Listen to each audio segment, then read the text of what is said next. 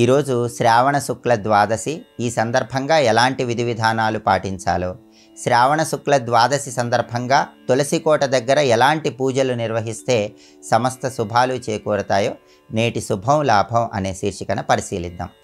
ప్రధానంగా శ్రావణ మాసంలో శుక్లపక్షంలో వచ్చే ద్వాదశి తిథిని దామోదర ద్వాదశి అనే పేరుతో పిలుస్తారు. కాబట్టి ఈరోజు గృహంలో పూజా మందిరంలో లక్ష్మీనారాయణుల చిత్రపటం దగ్గర దీపాన్ని వెలిగించి ఓం దామోదరాయ నమః అనే నామాన్ని 21 సార్లు పఠించి విష్ణుమూర్తికి నైవేద్యం సమర్పించినట్లయితే దామోదరుడిగా ఉన్న విష్ణుమూర్తి అనుగ్రహం వల్ల సమస్త శుభాలు చేకూరతాయి.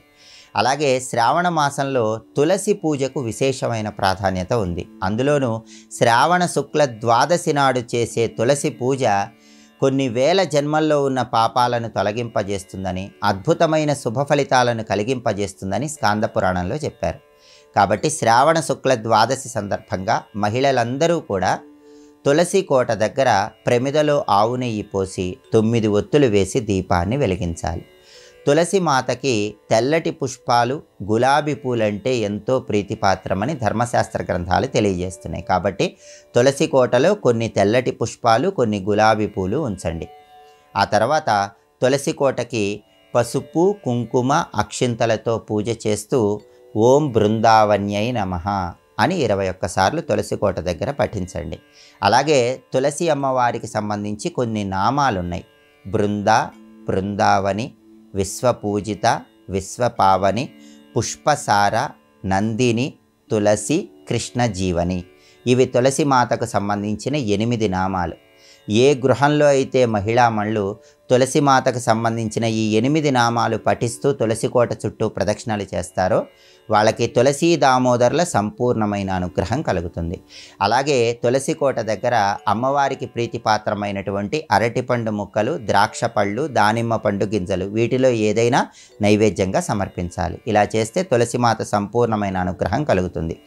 అలాగే కుటుంబ కలహాల తీవ్రతను తగ్గింపజేసుకోవటానికి తులసి కోట దగ్గర ఒక ప్రత్యేకమైన నైవేద్యాన్ని ఈరోజు సమర్పించాలి. అదే చక్కెర పొంగల్ నైవేద్యం. తులసి కోట దగ్గర చక్కెర పొంగల్ నైవేద్యం పెట్టి తులసి కోట చుట్టూ ప్రదక్షిణలు చేసి దాన్ని కుటుంబ సభ్యులు ప్రసాదంగా స్వీకరించి అందరికీ పంచిపెడితే శ్రావణ శుక్ల ద్వాదశి సందర్భంగా కుటుంబ కలహాల తీవ్రతను తగ్గింపజేసుకోవచ్చు. అలాగే శ్రావణ మాసంలో ఎవరైనా సరే విద్యార్థులు మోదుగ చెట్టు కింద కూర్చొని తులసి అమ్మవారికి సంబంధించిన 8 నామాలు పఠించినట్లయితే విద్యారంగంలో మంచి పురోభివృద్ధిని సాధించవచ్చు. శ్రావణ మాసంలో తులసి మాలికను ధరించిన, తులసి మాలికతో విష్ణు మంత్రాన్ని జపించిన ఉత్తమ ఫలితాలు కలుగుతాయి. తులసి మాలికను ధరించినట్లయితే దానివల్ల పాండిత్యం పెరుగుతుంది. ఈ తులసి మాలికను భోజన సమయంలో, నిద్రా సమయంలో కూడా ధరించి ఉండవచ్చు. తులసి మాలికను ధరిస్తే అశ్వమేధ యాగం చేసిన ఫలితం కలుగుతుంది, మానసిక ప్రశాంతత కలుగుతుంది. కాబట్టి శ్రావణ మాసంలో తులసి మాలికను ధారణ చేయండి.